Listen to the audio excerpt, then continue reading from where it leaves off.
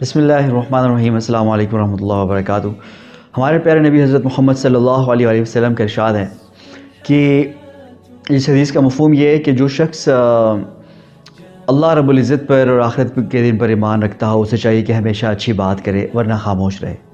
تو اللہ رب العزت سے دعا ہے کہ اللہ پاک ہمیں جو بھی سننے کی کہنے کی توفیق نصیب فرمائے وہ اچھا ہی ہو۔ دیکھیے، سب لوگ جانتے ہیں کہ ایک صاف دل ہونا، having a pure heart is one of the most special and extraordinary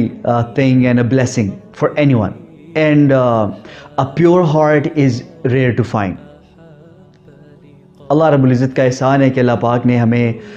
اسلام جیسی دولت سے نوازا، لا الہ الا اللہ محمد رسول اللہ، اور پھر ہمارے پیارے نبی صلی اللہ علیہ وآلہ وسلم کی امت میں پیدا فرما کر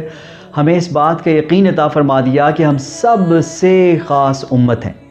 سب سے خاص نبی صلی اللہ علیہ وآلہ وسلم کی امت میں پیدا ہوئے ہیں۔ ہمارے پیارے نبی حضرت محمد صلی اللہ علیہ وآلہ وسلم نہ صرف تمام انبیاء کے سردار ہیں بلکہ پوری کائنات میں سب سے افضل ہیں، اور ہمارے پیارے نبی صلی اللہ علیہ وآلہ وسلم کی طرف سے جو احادیث ہمیں ملی ہیں، جو باتیں آپ صلی اللہ علیہ وسلم نے فرمائی ہیں، وہ بہترین ہے۔ ہر ایک چیز کا طریقہ کار بتا دیا۔ جس طریقے سے ہمارے پیارے نبی صلی اللہ علیہ وسلم نے دل کے بارے میں کیا فرمایا، حدیث کا مفہوم کچھ اس طریقے سے ہے کہ تمہارے جسم میں ایک ٹکڑا یا ایک لوتھڑا ہے یا ایک جسم کا حصہ، ایک ایسا حصہ ہے کہ اگر وہ ٹھیک ہے تو پورا جسم ٹھیک ہے، اور اگر وہ خراب ہے تو پورا جسم خراب ہے۔ اور فرمایا وہ دل ہے، وہ دل ہے، وہ دل ہے، 3 دفعہ فرمایا۔ تو دیکھیے، دل کو صاف کرنا، دل کا خالص ہونا، دل کا پاکیزہ ہونا، اور یہ بھی کہنا بہت ضروری ہے کہ دل کا ہر طرح کی میل سے پاک ہونا بہت ضروری ہے۔ اور وہ کس طرح ہوتا ہے، دیکھیے، سمجھنے کے لیے آپ سب لوگ جانتے ہوں گے کہ ایک دفعہ ایک صحابی آپ صلی اللہ علیہ وآلہ وسلم کی مجلس میں حاضر ہونے والے تھے، تو آپ صلی اللہ علیہ وسلم نے اپنے صحابہ کرام رضوان اللہ علیہ مجمعین سے فرمایا کہ ابھی اس دروازے سے ایک جنتی داخل ہوگا۔ کچھ دیر بعد ایک بوڑھے شخص داخل ہوئے، اور اس طرح 1-2 دن تک ہوا۔ پھر ایک صحابی اور تھے، وہ ان کی سرگرمیوں کو دیکھنے کے لیے کسی طریقے سے ان کے ساتھ تھوڑا سا وقت گزارنے ان کے گھر چلے گئے، وہاں پہ 1-2 راتیں گزاری، لیکن انہوں نے کوئی بھی ایکسٹراڈنری چیز نہیں دیکھی، نہ وہ راتوں کو ذکر کر رہے ہیں، نہ تہجد پڑھ رہے ہیں، نہ نوافل ادا ہو رہے ہیں۔ تو ہی واز لائک، یار وٹ از دس، جس کی وجہ سے اللہ رب العزت کے پیارے نبی صلی اللہ علیہ وآلہ وسلم نے، ہمارے نبی صلی اللہ علیہ وسلم نے ان کو جنتی فرما دیا۔ تو پھر آخری دن انہوں نے پوچھا، چچا یہ کیا سلسلہ ہے، کس طرح؟ تو انہوں نے فرمایا، یہ بات سنو، بات یہ کہ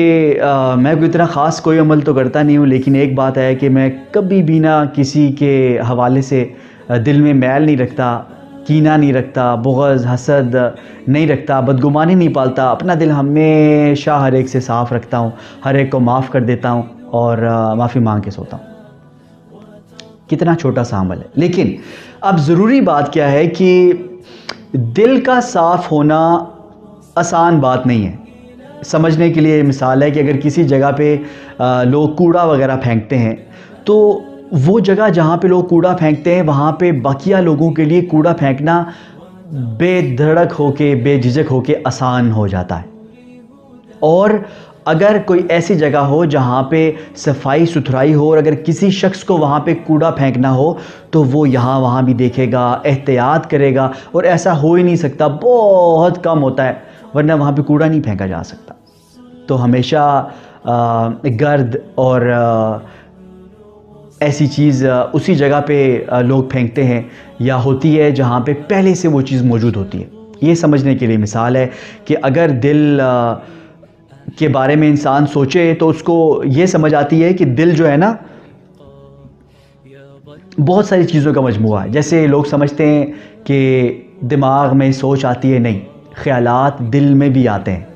انسان جیسے آنکھوں سے دیکھتا ہے، ایسے دل کی بھی آنکھیں ہوتی ہیں۔ دل سے سنو، آنکھوں سے دیکھو، دل سے سوچنا، ٹھیک ہے، دل سے سمجھنا ایک بات کو، اور دل میں بٹھا لینا، دماغ میں بھی باتیں بیٹھتی ہیں۔ تو یہ بات فرمائی میرے ساتھ اساتذہ کرام کے ذریعے سے، اللہ پاک سب میرے اساتذہ کرام سے راضی ہو جائیں، کہ اہل دل ہونا بہت بڑی بات ہے، اور اہل دل جنت والے ہیں کہ ان کے دلوں میں اللہ رب العزت سے ہونے کا یقین ہوتا ہے، اللہ رب العزت کی پیاری نعمت ایمان کا نور ہوتا ہے اور ہدایت کا نور ہوتا ہے اور اللہ رب العزت اور اس کے رسول صلی اللہ علیہ وسلم اور نیک کاموں کی محبت ہوتی ہے اور اس کا دل سب سے صاف ہو جاتا ہے۔ تو اب طریقہ کار کیا ہے، کس طریقے سے میں اپنے دل کو صاف کروں؟ اور اس بات کو سمجھنے کے لیے یہ بہت ضروری ہے کہ اگر میرا دل میلا ہو، اور وہ کیسے ہوتا ہے؟ ہمارے نبی صلی اللہ علیہ وسلم نے فرمایا کہ جب کوئی شخص گناہ کرتا ہے تو ایک سیاہ نقطہ اس کے دل پر لگ جاتا ہے، پھر جب وہ اور گناہ کرتا ہے تو ایک اور نقطہ اس کے دل پر لگ جاتا ہے، اور اس طرح فرمایا اس حدیث کا مفہوم کچھ ایسے ہے کہ اس کا دل پورا کالا ہو جاتا ہے، گناہوں کی نحوست اور زنگ سے بھر جاتا ہے۔ اب آپ مجھے بتائیں کہ اگر کسی شخص کا استغفر اللہ دل اس طریقے سے بھرا ہوا ہو گناہوں سے، تو باقی گناہوں کو جیسے کہ دھوکہ، ہرس، بخل، بدگمانی اور یہ تمام جو بری چیزیں ہیں، کیا ایسی جگہ پہ جگہ بنانے میں کوئی دقت کریں گی، کوئی دیر کریں گی؟ بالکل بھی نہیں۔ ان کو تو پتہ ہے کہ یہ بری جگہ ہے اور ایسی جگہ پہ ایسی چیزیں بہت جلدی جڑ پکڑ لیتی ہیں، لیکن ہمارے پیارے نبی صلی اللہ علیہ وسلم نے حل بھی بتایا کہ اگر ایسا ہو جائے تو انسان کیا کرے؟ استغفار کرے، استغفر اللہ، اے اللہ مجھے بخش دے، اے اللہ مجھے معاف فرما دے، اے اللہ مجھے معافی دے دیجئے، تو پھر وہ گناہ نقطہ وہ بلیک نقطہ، وہ سیاہ نقطہ کیا ہوتا ہے؟ وہ گناہ ختم ہو جاتا ہے۔ اب دو تین باتیں اس میں، ایک تو یہ کہ وہ نقطہ ختم ہو جاتا ہے، دل صاف ہو جاتا ہے۔ تو دل کو صاف کرنے کے لیے بندے کو کیا کرنا ہے؟ زیادہ سے زیادہ استغفار کرنی ہے، اللہ سے معافی مانگنی ہے، اللہ سے توبہ کرنی ہے، اور پھر سب سے بڑھ کر انسان کو یہ بات پتہ ہو کہ جب وہ اللہ رب العزت سے زیادہ استغفار کرنے کی توفیق پا لیتا ہے تو اس کا دل صاف ہو جاتا ہے۔ تو we gotta focus on our heart, and now this is the most important part. I want to have a pure heart, and in order for me to have a pure heart, I need to know the things, the bad things that I have done. ان کی وجہ سے میرے دل میں بہت زیادہ سیاہ نقطے آ گئے ہیں، میرے دل میں زنگ لگ گیا ہے، جس کی وجہ سے جب میں اچھائی کرتا ہوں تو مجھے اچھائی کرتے ہوئے وہ لذت محسوس نہیں ہوتی، اور برائی کرتے، کیونکہ برائی کی لذتیں بندے کو محسوس ہونے لگ جاتی ہیں، کیونکہ جو پیور ہارٹ ہوتا ہے جب وہ کچھ اچھا کر رہا ہوتا ہے تو اس کو اچھا لگ رہا ہوتا ہے، اور جب کچھ برا ہوتا ہے تو اس کے دل میں کھٹکا سا آ جاتا ہے، بالکل ایسے جیسے کسی صاف جگہ پہ کچھ گند پھینک دیا جائے تو انسان کو عجیب، you don't want to accept it, right? The same manner اللہ رب العزت نے ہمیں یہی سکھایا کہ بھائی ہمارا دل اگر کوئی گندا ہو گیا ہے یا دل میں کوئی میل آ گیا ہے تو ہم اس کو کیا کریں؟ صاف کریں۔ اور سب سے امپورٹنٹ پارٹ، ہمارے پیارے نبی صلی اللہ علیہ وسلم نے فرمایا کہ میرے دل پر پردہ سا آ جاتا ہے، اللہ اکبر، اور پردہ سا آ جاتا ہے، اور فرمایا کہ اس کو پھر میں اس کے لیے کیا کرتا ہوں؟ اسے دور کرنے کے لیے ہر روز استغفار کرتا ہوں، روایات میں 100 دفعہ استغفار کرتا ہوں، کئی دفعہ 70 دفعہ کثرت میں ہوتا ہے، ٹھیک ہے؟ تو کہنے کا مقصد یہ ہے کہ جب ہمارے پیارے نبی صلی اللہ علیہ وسلم سرور کونین، کائنات کے دولہا، رحمت للعالمین، سردار انبیاء، سب سے بہتر ہمارے پیارے محترم محمد صلی اللہ علیہ وسلم یہ فرما رہے ہیں، یار ہمارے پیارے نبی فرما رہے ہیں جو کہ معصوم ہوتے ہیں، وہ گناہ نہیں کرتے، وہ بھی فرما رہے ہیں کہ میرے دل پہ پردہ، تو ہماری کیا اوقات ہے؟ لا الہ الا اللہ محمد رسول اللہ۔ تو ہمیں اس بات کا یقین اللہ پاک نصیب فرما دیں کہ ہم نے زیادہ سے زیادہ استغفار کرنی ہے،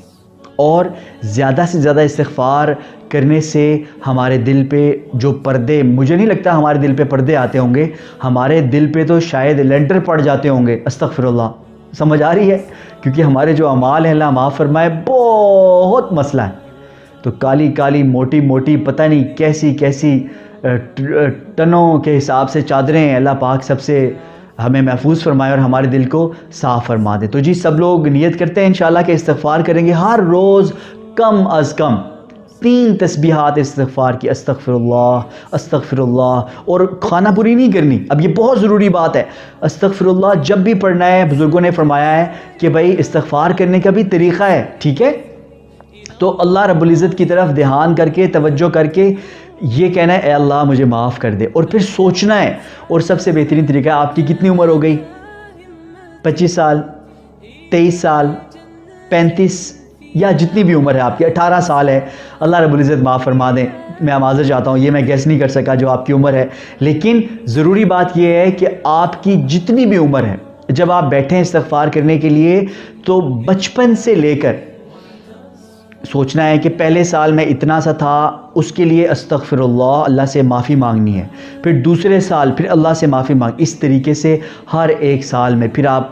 تھوڑا بڑے ہوئے، اسکول جانے لگے، پھر آپ تھوڑا اور بڑے ہوئے، مدرسے کی زندگی آ گئی جو کہ شام کو ٹیوشن پڑھنے لگے، پھر اسکول کے دن ختم ہو گئے، پھر کالج کے دن شروع ہو گئے، اس کے علاوہ کام کے دن شروع ہو گئے، پھر کام پہ کیا ہوا، پھر آپ کے ساتھ ظاہر ہے انسان کو اور بھی ہیں، کسی کو کسی انٹرنیٹ کی عادت پڑ گئی، موویز کی عادت پڑ گئی، سانگز کی عادت پڑ گئی، کہاں پہ مجھ میں خرابیاں آ گئیں، کہاں پہ غیبت آ گئی، لڑائیوں میں پڑ گیا، اور بغض حسد کینہ آپس میں، دوستی یاری اور غلط چیزوں کا استعمال شروع ہو گیا، اور اس کے علاوہ ہر وہ چیز جو انسان سے بری ہو گئی ہے، اللہ رب العزت سے اس کی معافی مانگے۔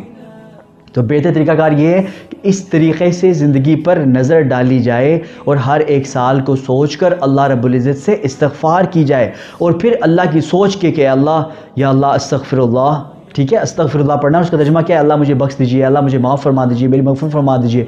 اور پھر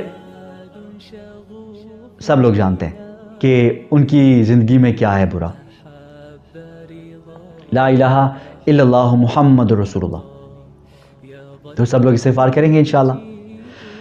اب معذرت چاہتا ہوں، جو ویڈیو تھوڑی بلنک کر رہی ہے اس کے لیے بھی بہت معذرت۔ تو سب سے اب ضروری بات ہے استغفار کے کیا فائدے ہیں؟ سب سے ضروری بات تو یہ ہے you will have a pure heart, and اس کے بعد بندے کے رزق میں جو ہے اللہ پاک اضافہ فرما دیتے ہیں، بندے کی ہر طرح کی بیماریاں، جسمانی، روحانی، قلبی، ذہنی، اور کون سی ہوتی ہیں، ہر طرح کی بیماری اللہ پاک معاف فرما کر دور فرما دیتے ہیں، اور بندے کی دعائیں بھی قبول ہونے لگ جاتی ہیں۔ تو استغفار کرنے کے بہت زیادہ سارے فائدے ہیں، اور سب سے زیادہ ضروری بات یہ ہے کہ پھر جب انسان کا دل صاف ہو جاتا ہے، وہ اپنے گناہوں کی معافی مانگتا ہے اللہ پاک سے، ہر ایک سال، جتنے سال کے ہیں، 28 سال کے ہیں بھائی، 28 دفعہ دیکھیں نا، ہر سال کتنا آسان ہے، ٹھیک ہے، اور پھر اس کے بعد ہر سال میں پھر ہر ایک دن کے لیے اللہ سے معافی مانگنا، پھر ہر عمل کے لیے معافی مانگنا، اور پھر اسی طریقے سے تو مطلب اپنے اعمال کو سوچ کر اللہ رب العزت سے معافی مانگنا، اور یا اللہ وہ اعمال کے لیے معافی دے دیجئے جن کے بارے میں مجھے پتہ ہے، اور ان کے لیے جن کے بارے میں مجھے نہیں پتہ۔ اللہ پاک ہمارے دلوں کو پیور فرما کر، خالص فرما کر، ہمارے دلوں میں اپنے ایمان کا نور نصیب فرما کر ہمیں معاف فرمائیں، آمین۔ السلام علیکم ورحمۃ اللہ وبرکاتہ۔